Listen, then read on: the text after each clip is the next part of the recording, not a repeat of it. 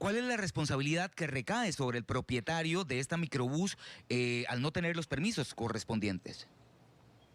Es absoluta. Eso es lo que llamamos en Costa Rica, bueno, en el mundo entero, la responsabilidad civil derivada precisamente de manera objetiva. Es decir, cualquier daño que suceda a un vehículo de su propiedad, independientemente si el chofer tuvo o no tuvo culpa, es asumida por el dueño del vehículo. En este caso, si no contaba, por ejemplo, con las pólizas necesarias, tendrá que asumir de su propio patrimonio cualquier consecuencia que haya recibido, en este caso las personas víctimas, sean que viajen dentro del autobús o fuera de él también, lo que Ah, se llama daños a terceros, ¿verdad? muy buenos días, feliz viernes. Un día para sonreírle a la vida. Ojalá que usted tenga un día bastante bonito. Ya sabe que la vida es hoy y así hay que vivirla en cada momento. Iniciamos con muy buena información. La Policía de Tránsito corroboró que la microbús accidentada este viernes, donde 5 personas resultaron heridas, no contaba con los permisos necesarios para operar. Y aquí la pregunta que surge es: bueno, ¿qué pasa con una persona que viaja en este tipo de servicios que no tiene los permisos necesarios para poder brindar este servicio? Para abordar el tema nos acompaña el licenciado Boris Molina vía Zoom. Buenos días, licenciado. Un enorme placer estar como siempre aquí, José, en esta maravillosa familia de Canal 8. Así es, licenciado. Bueno, definitivamente muchas preguntas que hacer con respecto a esta noticia que se suscitó esta mañana de viernes. Lo primero que preguntaría es, ¿cuál es la responsabilidad que recae sobre el propietario de esta microbús al no tener los permisos correspondientes? Es absoluta. Eso es lo que llamamos en Costa Rica, bueno, en el mundo entero, la responsabilidad civil derivada precisamente de manera objetiva. Es decir, cualquier daño que suceda a un vehículo de su propiedad, independientemente si el chofer tuvo o no tuvo culpa, es asumida por el dueño del vehículo. En este caso, si no contaba, por ejemplo, con las pólizas necesarias, tendrá que asumir de su propio patrimonio cualquier consecuencia que haya recibido, en este caso las personas víctimas, sean que viajen dentro del autobús o fuera de él también, lo que Ah, se llama daños a terceros, ¿verdad? Ahora, licenciado, ¿cuál es la responsabilidad que también podría tener el conductor de la microbús al hablar de un servicio que no contaba con permisos para poder circular? Claro, realmente el conductor por el tema de los permisos, él no asume ninguna consecuencia porque eso no le corresponde a él, a no ser que sea el dueño, ¿verdad? Pero digamos que si él sabía que no se contaba con los permisos y todo, entonces digamos tiene una participación en ese hecho, pero más allá de la situación particular legal, si él no cometió ninguna falta, si no andaba, digamos, bajo los efectos de licor o alguna droga, y si portaba su licencia al día, etcétera, entonces no va a tener ninguna consecuencia.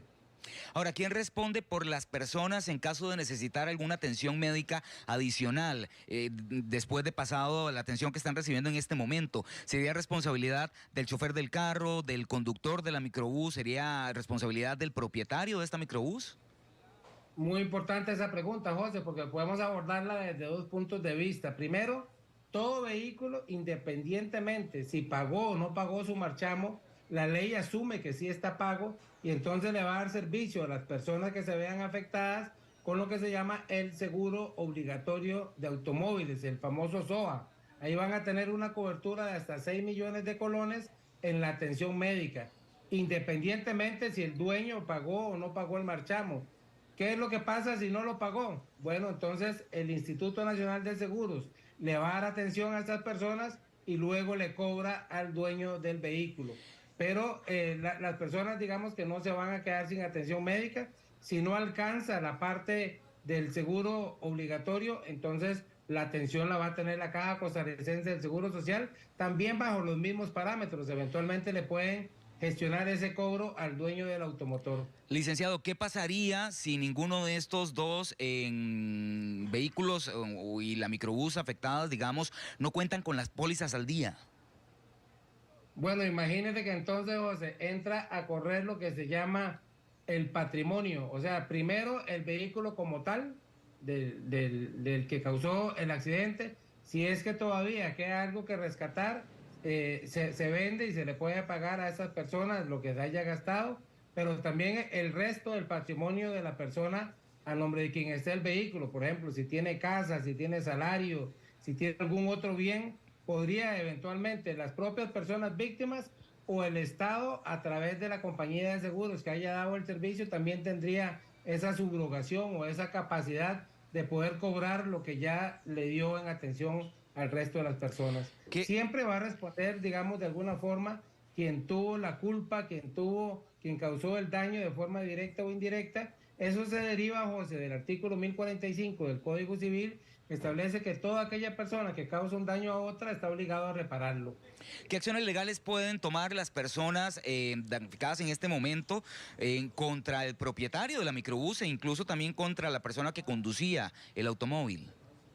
Básicamente tendrían dos vías, lo que se llama la vía penal o la vía civil, ¿verdad? En la vía penal también hay la posibilidad de que se establezca lo que se conoce como la acción civil resarcitoria, que es poder cobrar los daños, pero también si hay alguna falta de carácter penal, por ejemplo, lo que comentábamos ahora, si el conductor venía bajo los efectos del licor, si venía con alguna droga, si no portaba la licencia, si estaba haciendo alguna maniobra indebida, si venía a una velocidad que excedía los límites del lugar por donde iban, etcétera. Entonces, si hay alguna falta que amerite y que condicione la comisión de un delito, entonces podría utilizarse la vía penal y si no, claramente la vía civil para hacer el cobro, ya sea a través de la propia vía penal o por aparte en el tribunal que corresponda de carácter civil. Licenciado, se dan muchos casos que las personas deciden tomar algún tipo de transporte que no está considerado como transporte público, ¿verdad?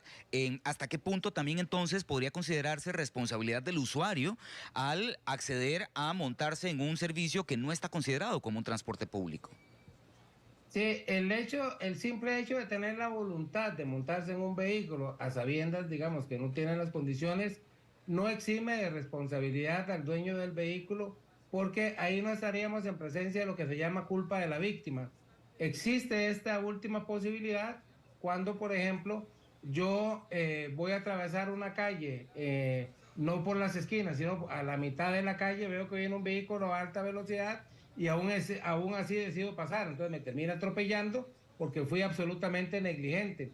Pero por el simple hecho de montarme a sabiendas que no tenía los permisos, ahí digamos que no alcanza esa culpa de la víctima, simplemente será una irresponsabilidad moral, pero no podemos achacarle entonces que si ese usuario posteriormente resulta con algunas lesiones e incluso hasta con la muerte, que los familiares vayan a decir que como él conocía, entonces no pueden cobrar, digamos, la irresponsabilidad del dueño del vehículo por no andar los papeles en orden, como decimos los costarricenses, ¿verdad? Licenciado, observábamos que les bajan las placas, lo cual quiere decir que probablemente o no tenía revisión técnica o había algún tipo de falla mecánica, lo cual también es un poco raro porque para tener el marchamo se debe de tener la revisión técnica primero.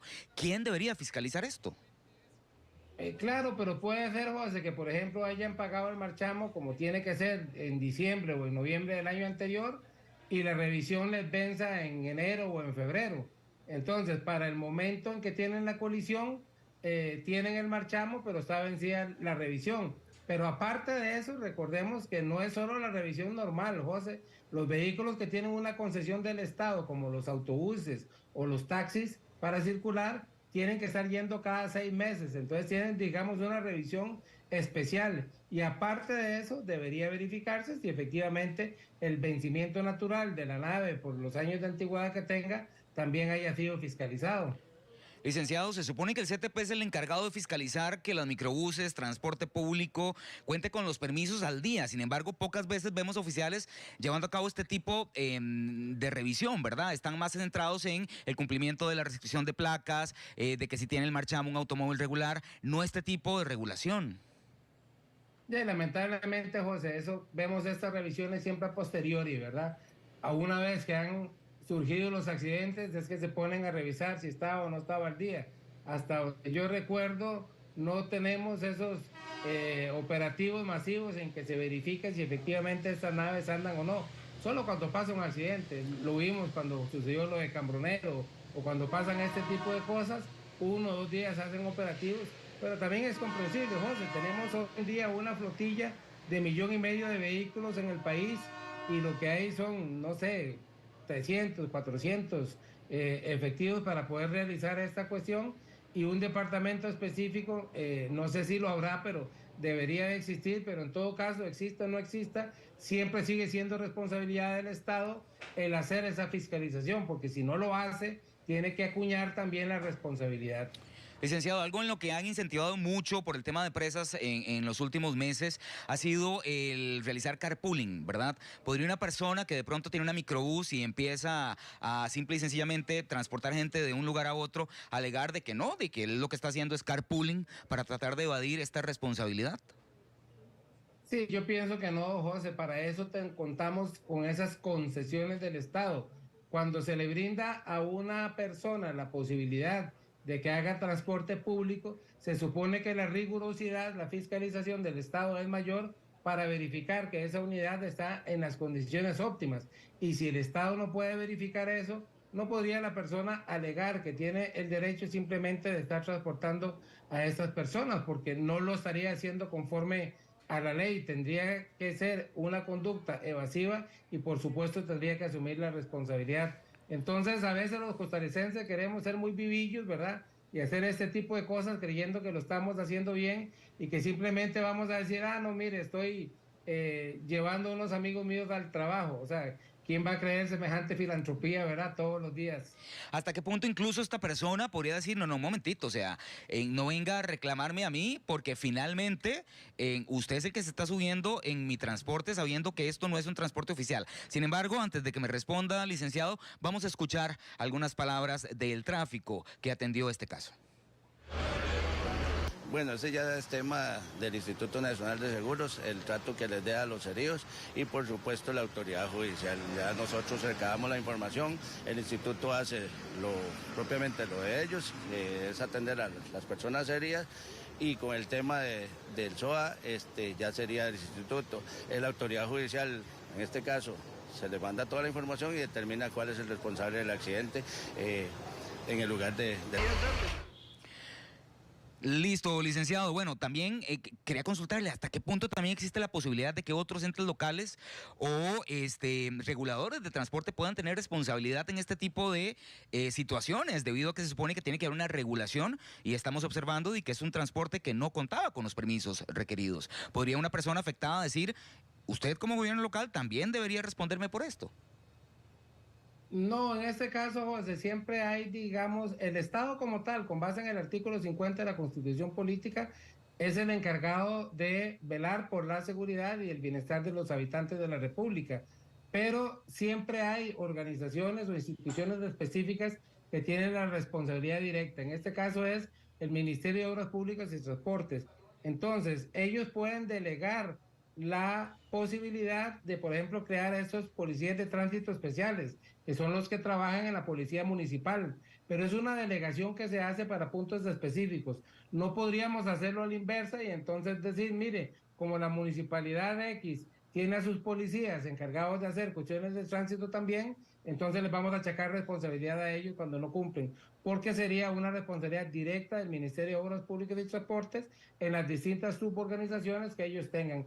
Entonces, en este caso, por ejemplo, José, es inaudito que nosotros veamos, vea que antes de que entráramos nosotros, nos contaban Sergio y Melissa de cómo se están inaugurando puentes, cómo se están inaugurando tipos de carretera y todo, pero nada hacemos con tener infraestructura si la seguridad vial está tan mal. Entonces vamos a tener buenos puentes, pero gente muerta todos los días porque no se toman las previsiones para que las unidades anden bien o para que la gente aprenda a conducir como tiene que conducir realmente. Licenciado, y la pregunta que le decía anteriormente, ¿verdad? ¿Podría la persona tratar de evadir esta defensa diciendo, un momentito, usted sabía que esto es un colectivo, usted sabe que usted está asumiendo una responsabilidad desde el momento en el que decide poner un pie, no es mi responsabilidad? No, en este caso, José, perdóneme la expresión, pero los ticos tenemos un término para eso, que no sea tan conchudo, porque eso no puede ser definitivamente. Si usted está haciendo una conducta ilegal, no puede echarle las culpas a las otras personas, por más que estas personas estén conscientes y estén claras, ¿verdad?